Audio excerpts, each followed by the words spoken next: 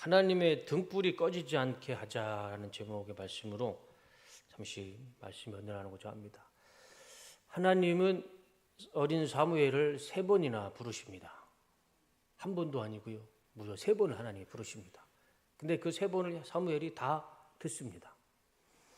하나님이 3번을 부른 경우가 신약 성경에 베드로가 있죠. 구약 성경에는 이렇게 3번을 부른 적은 없으시죠. 분명 하나님이 이유가 있었을 겁니다.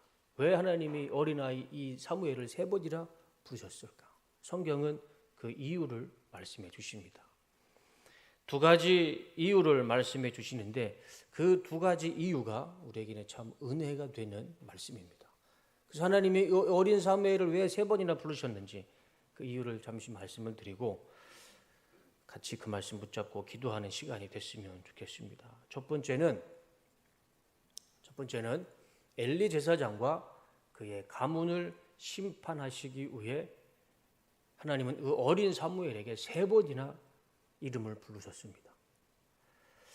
엘리 제사장과 그의 아들 홈리와 비느하스, 제사장의 아들은 제사장입니다. 이 3명의 제사장이죠. 이 3명의 제사장들의 죄에 대한 심판을 말씀하시려고 하나님은 이 어린 사무엘을 3번이나 부르셨습니다. 그리고 이 어린 사무엘에게 하나님의 예언의 말씀을, 심판의 말씀을 주시죠. 그리고 하나님은 그대로 역사하셨습니다. 엘리와 엘리 제사장과 그 아들과 그의 가문이요, 다 하나님의 심판받아서 역사의 흔적 없이 사라졌습니다. 참 무서운 하나님의 심판을 받았죠. 이 엘리 제사장, 이 가문이 하나님의 정말 무서운 심판을 받게 됩니다. 그러면 왜 하나님은 엘리 제사장과 그 가문을 심판했을까요? 아예 대를 끊으셨어요. 아예 그냥 그 가문 흔적을 없애버렸습니다. 이스라엘 역사 가운데. 하나님이 그만큼 분노하셨어요. 무슨 이유였을까? 1절과 2절의 말씀을 통해서 우리는 알 수가 있습니다. 1절 말씀을 한번 보여주시면 아이 사무엘이 엘리 앞에서 여호와를 섬길 때에는 여호와의 말씀이 희귀하여 이상이 흔히 보이지 않았더라. 저 이상이라는 단어가 히브리어로 보면 하존이라는 단어인데 계시, 환상, 비전의 의미가 있습니다. 그러니까 엘리가 제사장으로 있었던 그 시대에는요, 하나님의 말씀이 희귀해서 말씀이 들리지도 않았고 하나님의 이상, 비전, 환상, 하나님의 계시 이 자체가 하나님이 엘리가 제사장으로 있을 때는 보이지 않았다는 것이죠. 여러분 구약 성경에 하나님은 어떻게 말씀하십니까? 어떻게 계시하시고 어떻게 환상을 보여주시고 비전을 말씀해 주십니까? 직접 나타나셔서 하나님의 모습이 아니더라도 전사를 보내셔서 하나님의 뜻을 정확하게 알려주십니다. 근데 오늘 1절 말씀을 보니까 하나님이 말씀도 안 해주시고 계시도 안 보여주시고 환상도 안 보여주시고 비전도 안 보여주셨어요. 하나님의 말씀이 희귀해졌습니다. 그러면 왜 하나님의 환상과 비전이 이 이상이 보이지 않았을까? 왜 엘리 제사장 시대에는 하나님의 말씀이 이렇게 희귀했을까요? 그 이유를 2절에서 찾아볼 수가 있습니다. 2절 말씀을 보여주시면 다 읽어보겠습니다. 시작. 엘리의 눈이 점점 어두워 가서 잘 보지 못하는 그때에 그가 자기 초소에 누웠고. 이 말씀을 있을 당시 엘리는 거의 100세에 가까운 노인이었습니다. 당연히 100세면 눈이 어두워지죠. 저도 아까 오늘 내려오기 전에 아내한테 그랬어요. 점점점 내 눈이 어두워진다. 잘 안 보여요. 지금 우리 성도님들 다 흐리하게 보입니다. 엘리 제사장이 100세에 가깝게 됐는데 당연히 눈이 어둡죠. 그런데 이 말씀은, 이 2절의 말씀은 엘리 제사장의 이 육신의 눈의 어두움을 의미하기도 하지만 영적인 상태를 이야기해 주기도 합니다. 그러니까 엘리 제사장은 영과 육이 다 어두웠던 거예요. 엘리가 어떤 제사장이었고 어떤 아버지였고 어떤 인생을 살았는지 사무엘상 1장과 2장 오늘 3장을 읽어보시면 자세히 알 수 있습니다. 이 엘리가 어떤 제사장이었는지 정확하게 알 수 있어요. 하나님의 진노, 하나님의 엘리의 가문을 그렇게 분노하시고 심판하셨던 이유를 알 수가 있습니다. 그 모든 원인과 시작은요, 이 엘리에게 있었습니다. 엘리 제사장, 엘리라는 이 아버지 때문에 그의 자손도 하나님의 심판을 받은 거예요. 엘리 제사장은 제사장직을 해야 하는 두 아들과 함께 하나님을 잘 섬겼어야 돼요. 근데 그렇지 못했습니다. 이 두 아들이 홈리와 비나스가요, 어떤 일을 하냐면, 이제 회막에서 하나님 앞에 제사를 드리기 위해서 이스라엘 백성이 짐승을 가져오지 않습니까? 그러면 그 각을 떠서 고기를 번제에 안에 올려서 태우기도 하지만 그 고기를 또 삶기도 해요. 그러면 삶고 있는 고기를 이 두 아들이 어떻게 합니까? 삼지창으로 찍어서 고기가 걸려 나오는 거는 자기가 먹어요. 그 짐승을 누구한테 드리는 겁니까? 하나님 앞에 드려야 할 제물을요, 이 두 아들이 삼지창으로 찍어서 자기들이 먹어요. 그리고 그것만 아니고 생고기를 하나님 앞에 드리려고 어떤 사람이 생고기를 가지고 오면 그 좋은 부위를 먼저 자기들이 가져갑니다. 이것은 우리 아버지가 먹어야 할 고기니 가져가야 된다. 그러면서 하나님 앞에 먼저 드려야 할 제물을 자기들이 다 가져가는 거예요. 좋은 부위만. 자기들이 먹어요. 그리고 더 최악인 거는 이 회막 안에서 남자만 있는 게 아니고요, 회막 밖에는 여자들도 그 하나님의 제사를 도우는 봉사자들이 있었어요. 근데 그 여자들과 이 두 아들이 동침을 합니다. 있을 수 없는 일을 저질러요. 그런데 이 두 아들이 하는 일을 아버지가 알았을까요? 몰랐을까요? 왜 모르겠습니까? 그렇게 큰 나라도 아닌데. 다 알고 있었죠. 근데 하나님이 지적하신 건 뭐냐? 너는 왜 두 아들의 죄를 왜 지적하지 않느냐? 왜 혼내키지 않느냐? 하나님이 그것을 굉장히 분노하셨어요. 두 아들의 죄를 아버지가 감싸줬던 겁니다. 결국은 엘리 제사장은 하나님 앞에 정성껏 제사를 드리고 예배를 드려야 하는 그 회막에서의 모든 일들을 엘리가 막았던 거예요. 이 제사장이 막았던 것이고, 하나님이 무시당하고 하나님의 영광이 사라지게 했던 사람이 이 두 아들이었지만 결국은 그 두 아들을 막지 못한 이 아버지의 잘못, 제사장의 잘못이었습니다. 하나님은 그것을 보시고 내가 너의 가문을 심판하겠다. 그래서 하나님의 말씀이 그 당시에는 희귀했고, 하나님의 이상, 하나님의 계시와 또 하나님의 비전과 또 하나님의 그 말씀들이 다 희귀했던 겁니다. 다 사라졌던 것이죠. 어느 시대, 어느 민족, 어느 교회든 영적인 리더의 이 눈이 어두워지면, 리더의 영의 눈이 어두워지면 하나님의 말씀은 사라집니다. 하나님의 비전도 사라지죠. 이거는 뭐 우리 굳이 엘리라는 이 사람이 성경에 나오는 인물을 통하지 않더라도 우리 안에서도 분명히 나타나는 하나님의 또 역사 아니겠습니까? 엘리 제사장은 영과 육의 눈이 어두웠던 것입니다. 그러니까 하나님은 엘리 제사장을 부르신 것이 아니라 그 어린 아이, 제사장도 아니에요. 그 어린 아이 사무엘을 하나님은 부르셨고 그에게 하나님의 이상을 말씀해 주셨던 것입니다. 제가 이 말씀을 읽을 때마다 그런 생각을 해봐요. 하나님께서 엘리 제사장을 찾지 않으시고 그 작은 사무엘, 그 어린 사무엘을 찾으셨을 때 하나님이 진짜 기뻐하셨을까? 기쁜 마음으로 엘리를 부르셨을까? 제사장도 있고 제사장의 아들 홈리와 비나스도 있는데 그들을 부르지 못하고 어린 아이를 불러야 할 그 상황에 하나님이 정말 기뻐하셨을까? 원하시는 이 부르심이었을까? 저는 좀 고개가 갸우뚱합니다.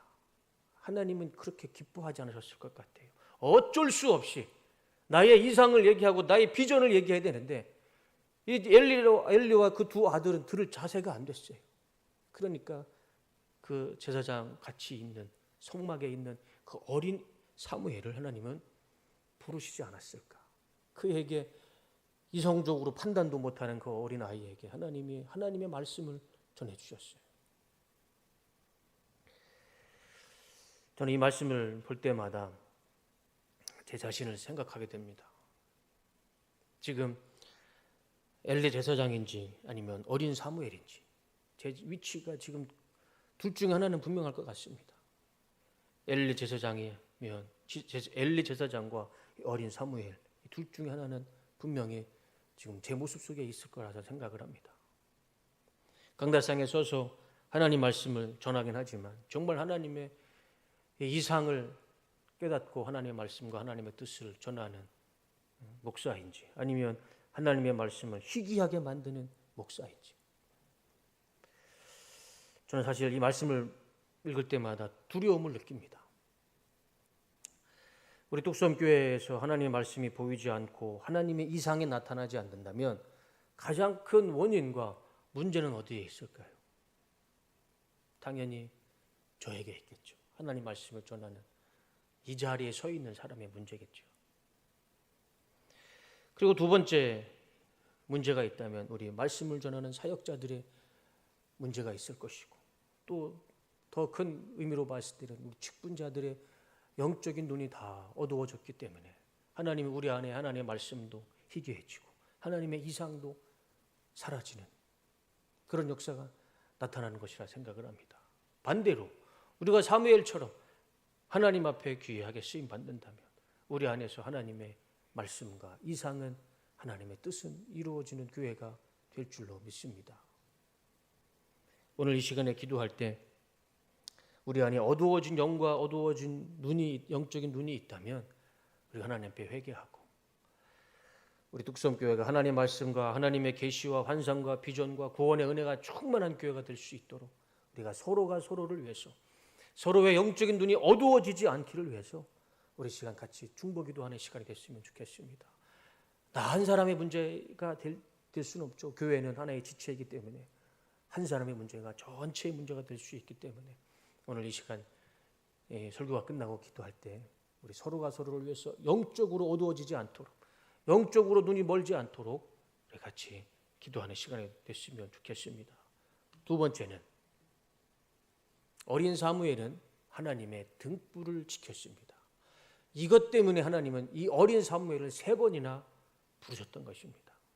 3절 말씀을 볼까요? 다 읽어보겠습니다. 시작.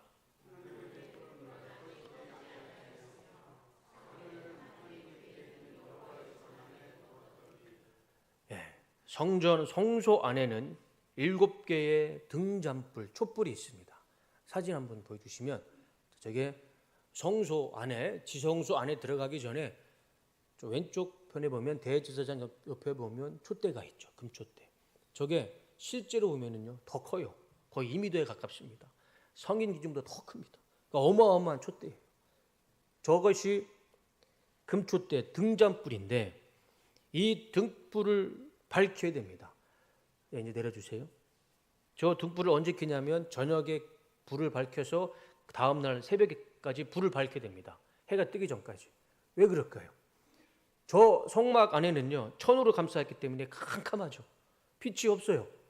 그러니까 그 캄캄한 곳에, 하나님의 법궤가 있는 곳에 유일하게 빛을 밝혀야 하는 것이 바로 저 7개 등잔불이고 7촛대였습니다.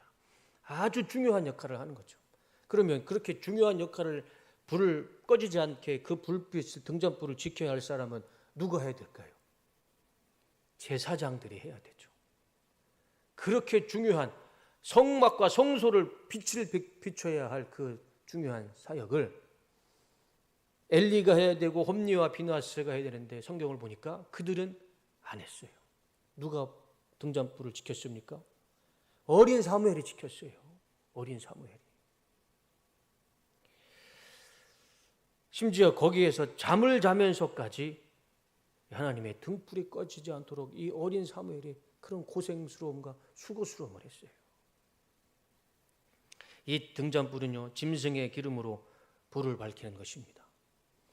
그러면 밤에, 저녁에 이제 기름을 부어서 불을 밝히면 그게 새벽까지 가지가 않아요. 중간중간에 기름이 마르겠죠. 소진되면 또 채워줘야 됩니다. 그러면 잠을 잘 수가 없죠. 불이 꺼지면 안 되니까. 그러니까 어린 이 사무엘은 온전한 잠도 못 잤을 것 같아요. 그 어린애가 밤새도록 등잔불이 꺼지지 않도록 기름을 계속 보충했던 겁니다. 그것을 해야 하는 엘리 제사장은 어디에 있습니까? 1절 보니까 자기 초소에 가서 잠을 자고 있어요. 아들들은 뭐 하고 있습니까? 자기들 마음대로 하나님의 들 고기를 삼지창으로 찍어서 자기들이 고기 배부르게 먹고 자기가 해야 할 일들을 하지도 않고 자기 집에서 그냥 초소에서 잠을 잡니다. 그러면 하나님의 이상을 말씀을 해야 되는데 누구를 부를까요? 저 같으면 엘리와 홈리와 비느하스를 부르지 않을 것 같습니다. 그래도 어린 나이라도 하나님의 등불을 지키기 위해서 고생하고 있는 그 어린아이 사무엘을 부를 것 같습니다. 하나님이 그 등잔불을 지키고 있는 이 어린 사무엘을 하나님이 부르셨던 겁니다. 그리고 그에게 하나님의 계시와 말씀과 비전을, 꿈을 말씀해 주셨어요. 당연한 결과입니다. 하나님께서 어린 사무엘을 부르신 이유는 너무나 당연한 것입니다. 영과 육이 눈이 어두워진 엘리와 홈리와 비느하스, 이 두 아들을 부를 수가 없었습니다. 자신이 해야 할 일을 버리고 잠들어 있는 엘리와 그 아들들을 데리고 무슨 일을 하나님 하실 수 있겠습니까? 하나님은 어린 사무엘을 부르신 이유가 분명했습니다. 우리도 하나님의 등불이 꺼지지 않게 해야 됩니다. 우리 뚝섬교회에 있는 하나님의 등불이 꺼지지 않게 해야 돼요. 우리 안에도 분명 하나님의 불은 타오르고 있습니다. 우리는 이 하나님의 등불이 꺼지지 않도록 우리도 늘 깨어서 이 하나님의 불빛을 꺼지지 않고 소멸하지 않게 해야 됩니다. 이 하나님의 등불, 이 촛대는 무엇을 의미할까요? 성막을 한번 공부해 보신 분은 다 아실 겁니다. 이 금촛대가 상징하는 것은요, 빛이고 그 빛은 성경에 누구라 말씀하십니까? 예수님이십니다. 예수님. 그러니까 이 성막의 등장불을 상징하는 분은 예수님이세요. 예수님. 지금 우리에게 하나님의 불, 하나님의 등자는 예수님이십니다. 마태복음 4장 16절 말씀 한번 보여주세요. 흥함에 앉은 백성의 큰 빛을 보았고 사망의 땅과 그늘에 앉은 자들에게 빛이 비추었도다. 저 빛이 누굽니까? 예수님이죠. 그는 이 빛이 아니요 이 빛에 대하여 증거하러 온 자라. 저 빛이 예수님이시죠. 요한복음 8장 12절 예수께서 또 말씀하 이르시되 나는 세상의 빛이니 나를 따르는 자는 어둠에 다니지 아니하고 생명의 빛을 얻으리라. 우리 예수님이 빛이십니다. 성막의 이 7대의 금촛대는요, 하나님의 등불은요, 예수님을 의미합니다. 우리 안에 예수님의 빛이 사라지면, 예수님의 빛이 소멸하면 하나님의 말씀이 희귀해지는 것이고 하나님의 계시와 하나님의 비전도 사라지는 것입니다. 우리는 이 예수 그리스도의 복음의 빛, 말씀의 빛을 지켜야 되고 예수님을 찬양하고 기도하고 예배하는 이 예수님의 빛을 우리는 꺼지지 않도록 이 빛을 우리는 최선을 다해서 지켜야 됩니다.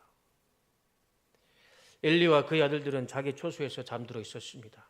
그러나 어린 사무엘은 하나님의 등잔불이 꺼지지 않도록 그 불을 지켰습니다. 그랬더니 하나님은 엘리와 두 아들이 아니라 그 어린 사무엘을 부르셨고 그에게 하나님이 말씀해 주셨습니다. 이제 그 부르심이 우리 뚝섬 침례교회가 되길 원하고 우리가 되길 원합니다. 이 시대의 사무엘처럼 하나님의 말씀을 듣고 하나님의 계시와 환상과 비전을 받는 우리 뚝섬 교회와 우리 성도님들의 삶이 되시기를 주님의 이름으로 축원합니다. 한국 교회 전체가 하나님의 등불을 밝힐 수는 없죠. 그렇지만 우리 뚝섬 교회만큼은 잠들어 있지 말고 깨어서 하나님의 등불과 예수님의 등불이 꺼지지 않는 사무엘과 같이 하나님의 마음에 쏙 든 교회와 우리 성도와 우리의 삶이 됐으면 좋겠습니다. 예수님은 이렇게 말씀하시죠. 고린도전서 16장 13절 다 같이 한번 읽어볼까요? 자, 시작. 깨어 믿음에 굳게 서서 남자답게 강건하라. 에베소서 6장 18절 모든 기도와 간구를 하되 항상 성령 안에서 기도하고 이를 위하여 깨어 구하기를 항상 힘쓰며 여러 성도를 위하여 구하라. 데살로니가전서 5장 6절 그러므로 우리는 다른 이들과 같이 자지 말고 오직 깨어 정신을 차릴지라. 예수님이 신약성경이 반복해서 하시는 말씀 깨어 있어라. 깨어 있어라. 지금 우리가 이성으로 깨어 있는 게 아니라 믿음으로 깨어 있어야죠. 믿음으로 깨어서 우리 안에, 내 삶 가운데, 우리 교회 안에, 우리 공동체 안에 하나님의 불이 소멸되지 않도록, 예수 그리스도의 불이 꺼지지 않도록 우리는 그 불을 지켜가며 살아가야 할 줄로 믿습니다. 그랬을 때 거기에 하나님의 말씀도 있고 하나님의 이상이 우리 가운데 임하는 것이라 믿습니다. 저는 우리 뚝섬 침례교회가 우리 하나님의 등불이 꺼지지 않을 것이라 저는 확신합니다. 왜 그러냐면 새벽마다 기도하시는 우리 성도님들의 기도 소리를 들어보면 참 너무 감사합니다. 한 분도 빠짐없이 새벽 예배에 대표 기도하시는 분들 보면 다 우리 뚝섬 침례교회를 위해서 기도하시고 부흥을 위해서 기도하시고 환우들을 위해서 기도하시고 이 부족한 이 목사를 위해서도 한 번도 빠짐없이 기도해 주세요. 그 기도가 기름이 돼서 하나님의 불을 꺼지지 않게 해 주실 것이라 저는 믿습니다. 또 예배 시간마다 이렇게 오셔서 예배드리는 우리 성도님들의 이 모든 노력과 헌신, 이 예배의 자리가 하나님 앞에 귀한 기름이 돼서 우리 안에 꺼지지 않는 하나님의 불빛이 되는 것이라 믿습니다. 이제 앞으로 한 가지 부족한 기름이 있는데 우리가 이 전도의 기름이 이제 차고 넘쳐서 전도의 기름이 더 꽉 차서 정말 오늘 더 환한 하나님의 등불이 되고 빛이 밝혀지는 우리 뚝섬교회가 되기를 주님의 이름으로 축원합니다. 제가 오늘 아버지 학교 지부장을 만났습니다. 제가 내년 5월쯤에 가정의 달을 기준으로 해서 아버지 학교를 좀 해보려고 그래요. 제가 결혼하고 한 2, 3년 됐을 때 여의도 침례교회에서 사역자들은 무조건 이 아버지 학교를 참여하게 해주셨습니다. 그래서 저는 별로 원하진 않았는데 교회에서 하라고 하니까 했어요. 순종은 이래서 정말 순종에는 열매가 나타나는 것 같아요. 저 마음엔 썩 그렇게 들지 않았는데 홍천에 있었으니까 홍천마다 저녁 때마다 왔다 갔다 했거든요. 4주 동안 하루 이렇게 토요일 날 하루 이제 왔다 갔다 했는데 4주가 끝났을 때는요. 제 인생에 큰 족적이 하나 남겼습니다. 아버지라는 개념, 가장의 아버지, 교회에서의 아버지, 그 위치가 아주 명확해졌어요.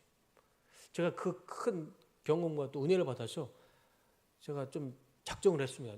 내가 언제 우리 군인교회를 탈출해서 우리 교회 담임 목사가 되면 그 교회 우리 장로님, 만수 집사님과 꼭 아버지 학교는 꼭 하리라.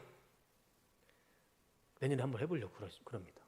그래서 우리 은퇴 장로님, 몰로 장로님, 우리 장로님, 안수 집사님 다 참여하셔서 제가 누렸던 그 은혜를 같이 나눴으면 좋겠어요. 제일 좋은 거는요. 우리 교회 집사님들 중에 남편이 교회 안 나오시는 분이 많으실 거예요. 이때 전도하면요. 100% 교회로 올 수 있는 기회가 됩니다. 지금부터 기도하셔서 남편을 꼭 교회 오라는 게 아니고 아버지 학교를 참여해봐라. 네. 그러면 4주 동안 일주일에 한 번, 토요일 날 한 번 하는데 그 4주를 경험하면요. 부부의 관계가 또 달라집니다. 오늘 그 안수 집사님도 고백하는 것이 자기도 부부의 관계가 달라졌다는 겁니다. 그리고 또 전도 남자로서 내 주위에 남자로서 전도하고 싶은 분이 계시면 이런 기회를 통해서 전도하면 아무 부담 없이 예수님 믿어라. 그게 아니고 가서 아버지 학교 참석하자. 그럼 전도도 문이 열리는 거니까. 내년 5월쯤에 날짜가 정해지면 더 구체적으로 광고를 하도록 하겠습니다. 지금부터 참석하겠다는 마음을 가지시고 참여해 주시면 정말 감사하겠습니다. 그런데 그 지부장님이 무학교의 김대욱 안수 집사님이시더라고요. 그래서 놀라운 것은 백소민 장로님과 친구 되시는 그 교회 집사님과 아주 관계가 아주 가까운 분이더라고요. 그래서 백소민 장로님도 알고 계시고 다 알고 계시더라고요. 그래서 이 교회 안에서는 한 번 건너면 다 아시는 것 같아요. 제가 놀란 것은 그것을 말씀드리려고 하는 것이 아니라 이 무학교회의 권사님 한 분이 계시는데 저한테 자랑을 하시더라고요. 목사님, 우리 교회는 권사님 한 분이 계시는데 부부가 계시는데 그 두 부부가 1년에 몇 명을 전도하느냐? 몇 명 전도하실 것 같습니까? 1년에 부부가 권사님과 안수 집사님 두 부부가요. 권사님은 1년에 100명을 전도하시고요. 안수 집사님은 1년에 50명을 전도하신답니다.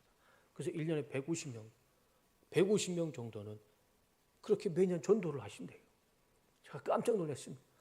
솔직히 한 명 전도하기 힘들잖아요.